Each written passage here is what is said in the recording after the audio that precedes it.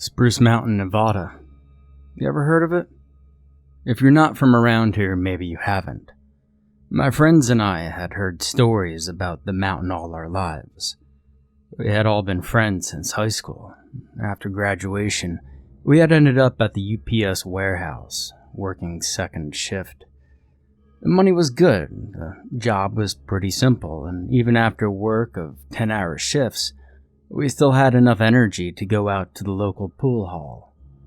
As soon as we were all old enough to get into adult entertainment clubs, Sue's fantasy club to be exact, we did that too. But we grew bored quickly with the entertainment offered by the city of Elko, and by the time I was 24, I had gotten into hiking. And mostly it was short guided hikes in and around Elko. Nothing spectacularly difficult.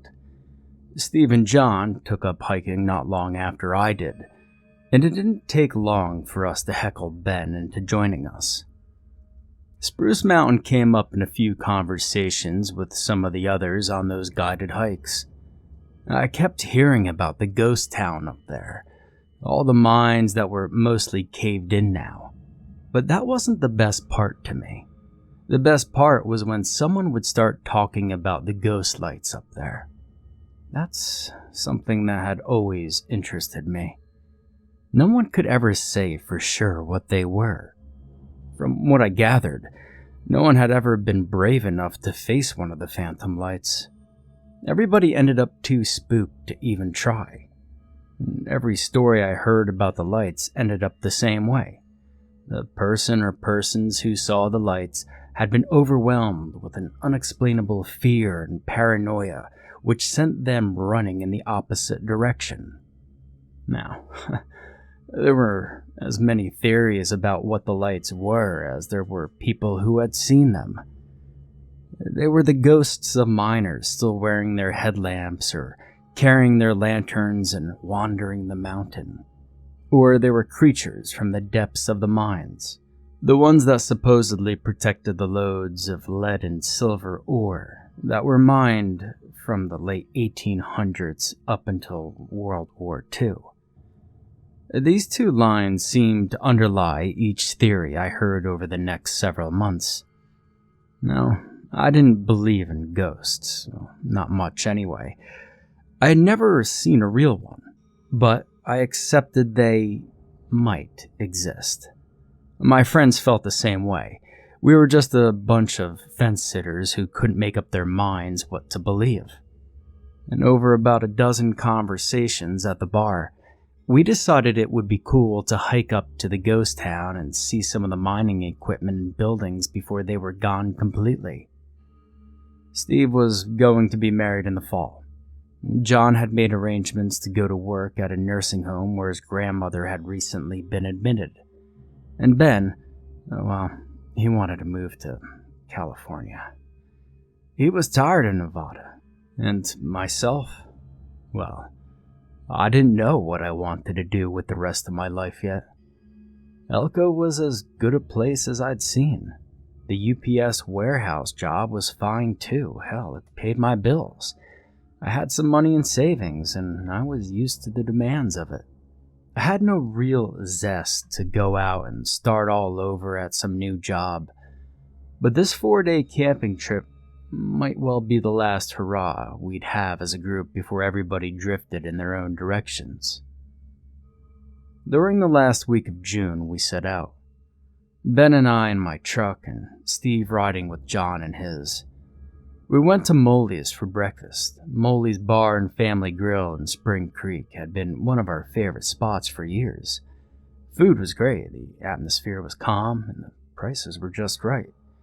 We filed by the statue of the mule deer that dominated part of each entry, each of us patting its side just as we always had, and continued to a pool table in the back. 2 teams, 1 game of 9-ball. Losers paid for the food. Ben and I lost, so we footed the bill. We drove on to the Bureau of Land Management roads around Spruce Mountain before 11 that morning, and we parked our trucks 20 minutes later. We plan on starting the hike on the eastern side of the mountain and making our way over the summit and down the other side to the ghost town. The BLM roads ran almost to the top, and with our four-wheel drive trucks, we could have driven up and hiked down the other side, but we wanted to spend the 4 days with boots on the ground, not in trucks. In my opinion, Nevada's hard to beat with its diverse beauty. The mountains are my favorite places. The bottom of Spruce Mountain, covered with juniper and pinon trees, was tranquil. The breeze was warm as we started up the slope, all laughter and excitement. The trees became denser as we hiked, and the breeze cooled. It was the perfect day to go mountaineering, and if our luck held out, the rest of the days would be just as nice. Now meandering towards the top, we took a zigzagging course over soil that became thinner, letting large rocks jut up like knuckle bones of long-dead giants. Swifts dipped and twittered between the pinon trees. The fast trip hammering of woodpeckers echoed from several directions. It was a surreal mixture of imagination and reality, as my brain insisted on analyzing the stories of ghost miners and creatures from deep in the earth protecting the lead-silver ore. We headed in more northerly direction toward a spot with a few trees to set up first night's camp. We laid a circle of stones and built a small fire. Sitting around it, we passed around a bag of beef jerky. Shit, we thought we were real cowboys or something. After a couple hours, we decided to toss our sleeping rolls out around the fire and get some sleep. We hadn't brought tents, it was all part of the roughing it idea. I mean, laughable now, but at the time, man, we were loving it. And there was nobody around to judge us for our juvenile fantasy trip. I wasn't scared.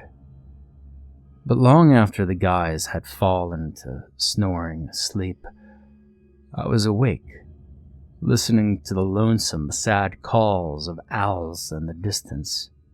And farther away, the howling of coyotes drifted through the trees like ghostly reminders of danger. I started to think, oh hell, it hadn't been such a good idea to go camping without tents. Images of rattlers and pine snakes hung in my mind, turning every brush of wind against foliage into anaconda-sized nightmares slithering towards me and my sleeping friends. With my nerve lost, I stood, shining my flashlight over the ground, looking for snakes. The coast was clear, but that didn't ease my mind. After adding more deadwood to the dying fire, I opted for standing instead of sitting or lying down again. The stars were winking diamonds in the black velvet of the cloudless, moonless sky. Out there, with no city light contamination, faint stars were visible, and it reminded me how tiny and insignificant we are in the grand scheme of the universe.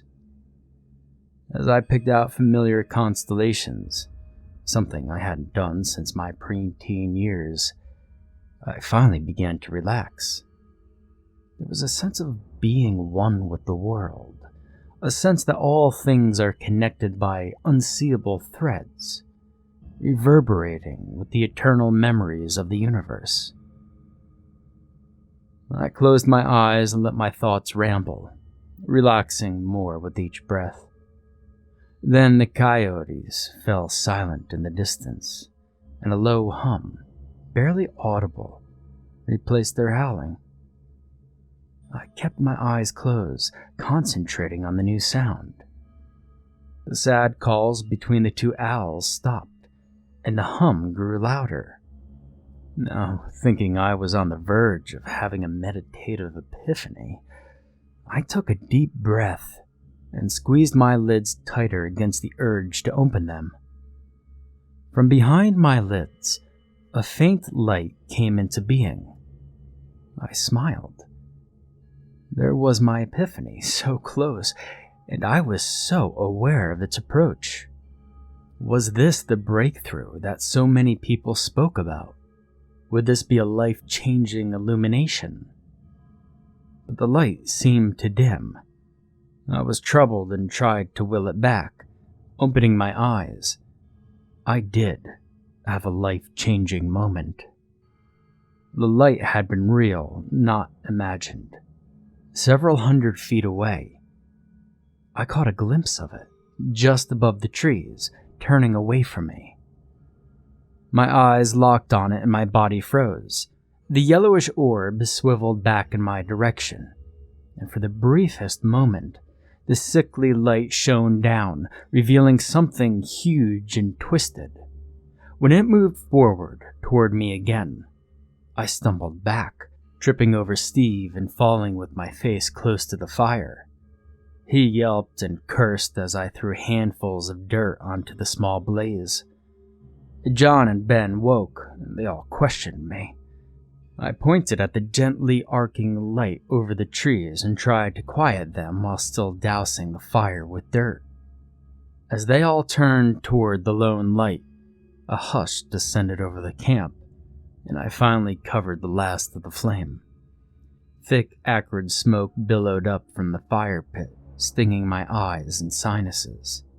The single light doubled and then tripled in my vision as my eyes watered. Steve got up, fanning at the smoke, but he never looked away from the odd hovering light. With his voice barely above a whisper, he asked, "It's the ghost light everybody talks about, isn't it? Dean?" "No. That thing has a body. I saw it." Fumbling beside my bedroll, I found my pack and shouldered it. "We need to go." We headed down the slope, walking quietly, moving cautiously and intending to follow the mountain down to the flat where our trucks were waiting. After 5 minutes, though, John pointed out the light had disappeared. For another 5 minutes, we stayed quiet and listened. An owl hooted tentatively and farther away than before. I held my breath, straining my ears to pick up the sound of feet moving stealthily in the blackness. The second owl, closer, called out. It was louder, and I didn't like the way my scalp tightened. Goose flesh crawled down my arms. 5 minutes turned into 10 and then 15. The coyotes yipped and no lights appeared over the treetops. The guys, although they had witnessed the same glowing light, convinced me it had been nothing more than the harmless ghost lights we had heard stories about for years. Ben reminded us this could be our last adventure together, and if we turned tail and ran away like chicken shits, we were no better than the ones who told us the stories. Those people we had laughed at for letting a light scare them stupid. We sat with our backs against the trees and talked quietly. We even laughed a little, but it always carried the undertone of fear. And just before sunrise, the forest came to life with the scurrying and chittering of animals. As first light blushed the face of the land, we were moving again, trekking toward the summit. The junipers and pinyon trees gave way to mountain mahogany and white firs. The soil thinned, and we walked on long stretches of craggy rocks. Thickets of orange-yellow flowering shrubs burst out of the harsh landscape, clinging and thriving in a place where strength and stubbornness of will were the only sustenance. At the top, we sat, enjoying the view of the Ruby Mountain Range. The East Humboldt Range, the Pequot, and the Goshute Mountains were visible, but I thought the Ruby Range was the prettiest. The summit had a prominence of about 4,000 feet, and we took the time to wander over every foot, checking the views and feeling like we were on top of the world. Ben found the benchmark and acted as if it were a stash of gold doubloons, the earliest dated one from 1929. One warned of a $250 fine for disturbing it. The bristlecone pines, the oldest species of tree in the world, raised their twisted, dead-looking arms toward the cloud-painted blue of the sky. And I was more interested in them and the view of the Ruby Range than anything else. The bristlecones lent an otherworldly feel to the place. It was easy to imagine that ancient dark creatures roamed the mountain at night, and at the first light of day, they were transformed into the twisted semblances of trees I was currently adding to my phone's camera roll. About 3 or, maybe 400 feet north of the summit, in a flat, antenna arrays, and solar panels, and various maintenance sheds wrecked the ambiance of the place. Our phones had no signal, even on the summit. Maybe it was the lead-silver ore in the mountain. Maybe it had something to do with those antennae. Or Spruce, like so many other mountains in the world, resisted such technology. We took our pictures, had our fill of the scenery, ate Spam and pork and beans, and then headed down the western slope. We reached the ghost town before sunset. After hundreds of more pictures, we decided to sleep in one of the old structures. It was in amazing condition to be so old, and after the previous night, we had all had enough of sleeping under the stars. We had no fire that night, and crickets sang loud enough to muffle any sounds from the encroaching forest.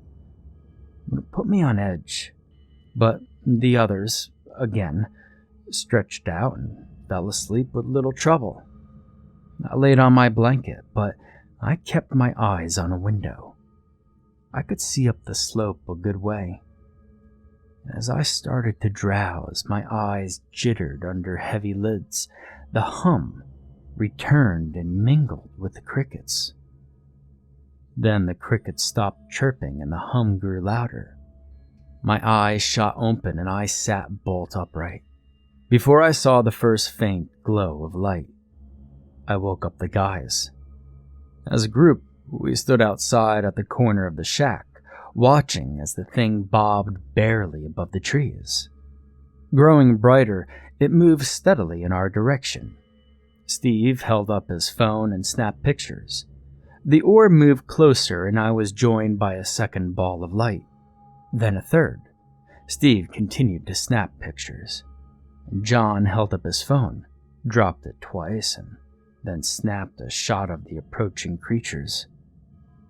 The flash was like lightning, sudden, bright enough to temporarily blind, and it drew the attention of all 3 ghost lights.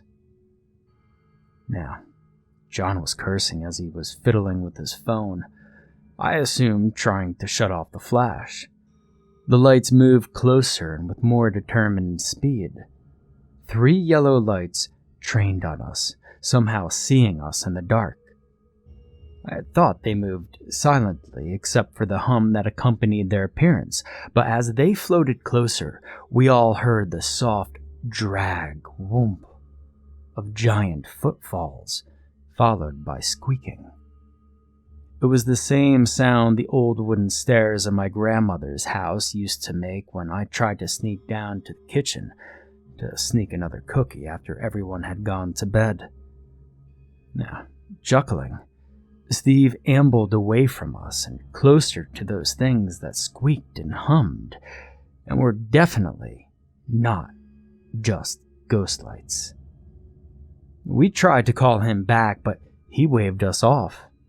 And finally, all I could make out was the faint glow from his phone's backlight. He held it above his head and moved into the tree line. My first moment of true horror happened when the light descended through the canopy of pine branches and its dim light shone down on Steve and its twisted body. Living roots and bare branches all twined around each other, writhing, bulging, hideous, formed a crude body replete with arms, hands, legs, and feet. The light regarded Steve, and he it. The moments stretched for what seemed to be hours as we watched. I'm pretty sure John and Ben were feeling the same stupefied paralysis I was, because none of us did more than just breathe. The pale amber glow washed over him, making him look gaunt. It was David and Goliath facing off, sizing each other up. Except Steve didn't even have a sling or a rock to defend himself with. Then Steve's voice, small and trembling, broke the silence. "What are you?" His hands had dropped to his sides. The other two lights remained in the distance, scanning the slope in random patterns, edging closer to us but not homing in on the activity. I wanted to drag Steve back to us and away from that abomination, but I didn't want that sick room light to touch me. Imagining it had a weight and an intelligence, a physical thing that could caress or kill at a whim. The hum slid up an octave and then wavered back down, filling the air with tiny vibrations which played over my skin. John gasped and slapped at his arms. I turned and grabbed him by the shoulders. Noise might draw the attention of that thing, rile it up, and then we'd all be dead. Ben stood slack-jawed and with his back against the rough wood of the shack, looking like a photograph I once saw of a man in the early 1900s who had been labeled an imbecile. All he was missing was the drool. The hum changed again. It was trying to imitate Steve's voice, and he laughed. The hum repeated the laughter. Steve turned to us. "Guys, I think it's okay." He gave us a thumbs up. As he turned back to the monster whose face was made of swirling light, it raised a finger to point at Steve, as if laughing at him. The finger elongated, shot through Steve's chest, and pinned him to the ground like a bug on a display board. He looked down at the gnarly branch in his chest, gurgled once, and then his head lolled back on his neck until he was almost looking at us from that upside-down position. The thing did its imitation laugh again, and the other protuberances of its hand wrapped around Steve, pulling him up toward the source of the light, toward its no-face.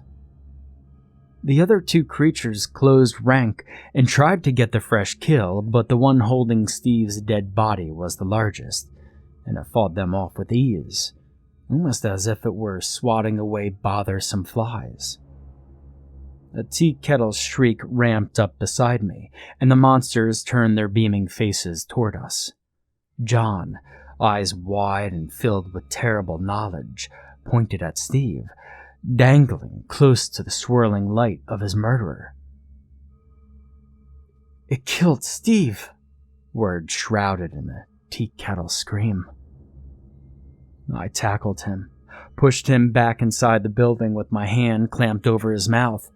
He struggled and batted me, still screaming under my hand, and I hissed at Ben to help me, but I was left to deal with John on my own. Ben had completely disappeared. John settled and his scream turned into pitiful whimpers. Looking back outside, I saw the two smaller creatures moving toward the shack, drawn by the screams, and I tried to haul John to his feet. He had seen them too. Lying on his back, he pedaled his feet uselessly against the floor and punched the air with his fists. As the dim light crept through the opening, I grabbed the flailing arm and dragged him over the floor to the empty window facing the mountain. He couldn't get to his feet even with my help. He just kept whimpering and flailing with his eyes locked on those terrible approaching lights. I leapt out the window, leaned in, and grabbed John under the arms and began dragging him backward up the short stint of wall. using my weight to leverage him up. I begged him to help me, then I cursed him and threatened. The thundering crash and the sound of rending wood stymied me. Most of the shack disappeared, flattened by the nameless things hunting us. If I hadn't stopped for that split second, if I had continued pulling my friend out of that opening, he might have lived. But I didn't. I stopped. I did pause to gawk up at the horrendous and total destruction of the building. A huge orb appeared in front of John, and his scream stopped. His body went limp, and I couldn't hold on to him. He slid into a sitting position on the floor as the round light drew closer, its hum climbing the octave scale until it was piercing. I grappled at John's shirt, hooking my fingers into it.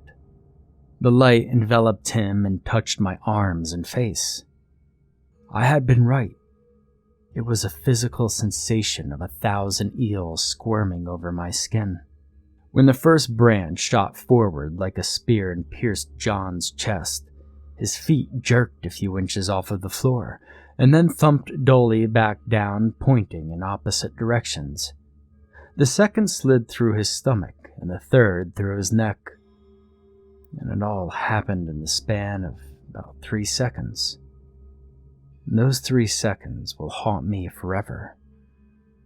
The purring sound started to fill the air as it lifted John into the air and pulled him closer to the light. And for a moment, I looked into that light, unable to stop myself. My energy drained, and I imagined I could see a green field speckled with flowers and bathed in sunlight. The hum droned and drowned out everything before it morphed into birdsong. Swifts dipped and darted over the field and flowers. The scene expanded, filling the room, inching toward me. A hand clamped over my mouth and I was jerked backwards. The scene evaporated like early morning fog under a hot sun, and Ben removed his hand and held his finger to his lips. He didn't have to warn me to be quiet. He pointed down the hill to another building, its fragmented remains barely visible in the darkness. And honestly, what else was I going to do? I followed him. One of the lights bobbed in our direction, and the telltale whumping of its feet closed in fast. We stumbled inside what remained of a blacksmith's forge. Ben hunkered at the window, watching the thing outside track us like a bloodhound. Hiding seemed to be our only choice, but there was only the forge in the center of the room. Ben climbed inside, standing on the fire bricks, pressing himself into a corner. He was shrouded by the metal hood from his head to mid-shins. With the light closing in, I looked for a hiding place. The forge was it. There was nothing else there. Just an empty room with scattered bits of metal roofing and decayed wood. Before I could climb inside the forge, the nightmarish glow pushed through the ragged hole where the wall had fallen away and arced side to side, scanning the room. I pressed my back to the side of the forge, out of sight, and held my breath. Tentacles slid over the floor, reaching and searching, and eventually finding the forge, rattling the fire bricks and scraping along the metal hood. On tiptoe, I stepped away, keeping the bulk of the forge between me and the spotlight. I moved to another, smaller, ragged hole in the wall, hoping the thing would give up and leave, but it didn't. As I watched the inquisitive appendages moving the fire bricks, raised beside John like a snake preparing to strike it, I screamed for Ben to run. The swaying light stopped, the tentacles tensed, and Ben ducked to exit his hiding spot. The great ball of light appeared beside the hood, shining toward me. As the exploring limbs moved in my direction, I tumbled backward and out of the building. Ben made it halfway out of the fireplace, and the tentacles spiraled up and around it, locking him in place as it closed like a fist. The shriek of metal was punctuated by the explosions of brick and stone columns. I didn't hear Ben scream, but I was sure he did. Screaming, I scurried back until I hit a tree hard enough to knock the wind from my lungs. I bolted toward the ghostly track of dirt road and into the thickness of the pines, shivering violently. The world tipped and spun. If I didn't get a hold of myself, I would have passed out. The hulking terror didn't pursue me immediately. While it was busy, I looked about, knowing that there were other structures close by, and wondered if any of them would protect me from those things. The tallest one was visible as it nodded above the trees, wending its way toward the ancient ruined smithery building. I moved from tree to tree until I was on a flat stretch of ground again. All three lights pursued me, their slow, ground-eating strides moving them closer with great ease. Maybe they tracked noise, movement, body heat, or they had some twisted sense of smell that allowed them to follow their prey. The flat piece of earth ran out, and I was faced with a drop-off down a jagged, treeless bank. The first hint of the approaching sunrise cast shadows down, so I couldn't see how far the drop was. The lights had begun to move faster, and the hum in the air took on a sharp edge that hurt my head and prickled my skin. If I stood still, they would overtake me within seconds. I peered over the edge into the darkness of an unknown fate, and decided I was damned either way. On my ass, I scooted to the edge, took one last look back at the harmless ghost lights, and I propelled myself over. Rocks tore at my clothes, ripped patches of flesh, and deflected off bone in a few places. I slammed into a boulder that tossed me sideways and sent me the rest of the way rolling and bouncing like tumbleweed. And finally, I came to an abrupt stop on a flat surface. I was on top of a sturdy, man-made structure. It was just big enough for me to lie on without falling over its edge. Vertigo robbed me of the ability to get my bearings and pushed my stomach into my throat. The world brightened a degree more. Unable to move, I watched in horror as my pursuers crashed and stumbled down the same rocky path I had taken. And curled into the fetal position, I prayed my death would be swift. The high, chittering, broken hum closed in and surrounded me as pebbles rained down over my battered body. Then the commotion was past me. Flipping to my stomach, I moved to the edge of my perch. And wonder of wonders, they had passed me up somehow. They missed me lying there, covered in dirt and blood, and even with the sun now bathing the world in its first morning, gentle light. The last faceless creature disappeared under the wood on which I had landed. They had run into the face of the mountain. In the sunrise, the world went on as if everything were normal. Just another day on planet Earth. There were no monsters running amok, killing people. The birds filtered back into the air, dipping and diving and gliding, singing their songs mindlessly, playing out their lives above me, above the bloodied earth. There was only one way from where I sat, down. Suffering the indignities of the landscape, I slid the rest of the way. The cave was a black hole retreating into the mountainside, an impenetrable darkness that seemed to stare back at me. And I stood stupidly staring into that abyss for nearly a minute. I wasn't going to move closer. I had no urge to investigate. Turning my back to the hole, I hobbled a few steps in the direction that would take me back to the trucks, and then I stopped, searching for my phone. The sound of a whip slicing through the air spun me toward the mine opening. In the blackness, a yellow orb glared at me as one skinny tentacle pierced my thigh. It dragged me toward the opening. I clawed at the ground and screamed until my throat was shredded and I tasted blood. An inhuman howl blasted out of the darkness. The tentacle writhed and twisted for agonizing seconds and then was still. The monstrous shrieking retreated into the belly of the mountain. The branch had petrified and was still jutting from my thigh.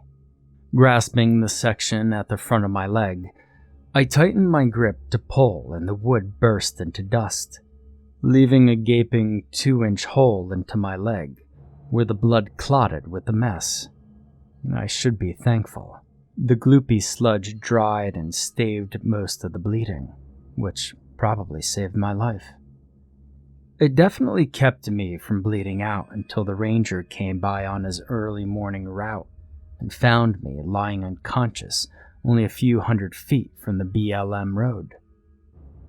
So, I should be thankful. Except now, almost a year later, I've started noticing patches of extremely dry skin. The doctor just said it's eczema. Last night, though, I pulled a piece of the dry skin off my side and I swear, it's bark, not skin. And after dark, I sometimes hear the distant low hum, only to realize it's coming from me.